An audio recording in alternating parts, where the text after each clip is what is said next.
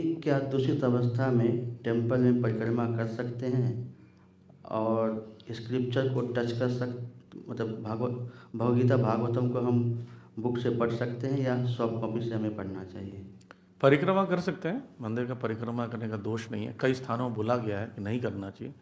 परिक्रमा कर सकते हैं क्योंकि विग्रह के अंदर नहीं जा रहे हैं। जो पुराने जमानों में मंदिर का जो परिक्रमा क्यों मना करते थे, क्योंकि गर्भगृह से पूरा डायरेक्ट आदमी अंदर चल जाता था।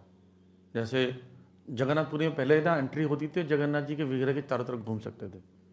अभी वो एंट्री बंद कर दी गई है, 25 रुपये का टिकट लगता था।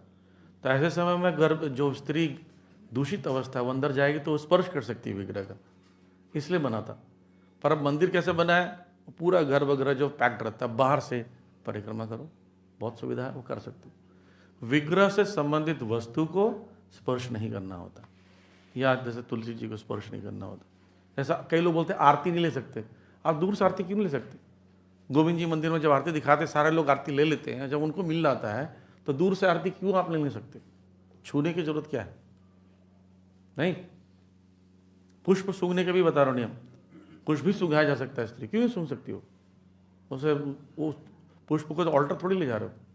जो दीपक होता है, बर्तन, दीपक का स्टैंड होता है जो जिसमें दीपक रखा जाता है, वो मंदिर का सामग्री है, ऑल्टर का, इसलिए छूना मना उसको। ऐसे इतर ले सकते हो, सब ले सकते हैं, तो परिक्रमा कर सकते हैं, कोई दोष नहीं है।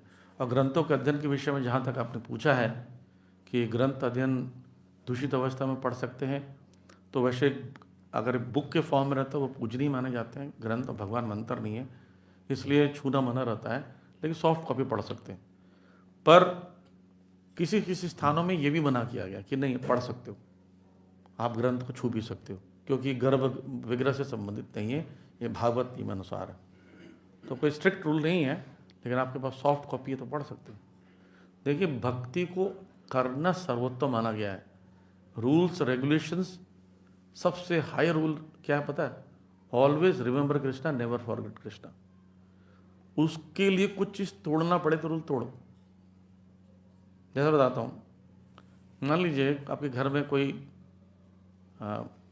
मान लीजिए जेठ है किसी स्त्री के, जेठ को आप सर्विस नहीं कर सकते, भोजन नहीं दे सकते, ऐसा कुछ नियम है, बना हुआ नियम। घर में कोई नहीं तो क्या भूखा रहेगा वो? तो खिलाना पड़ेगा उसको। इसलिए कभी कभी नियम को भंग करना पड़ता है सर्विस को हाई करने के लिए।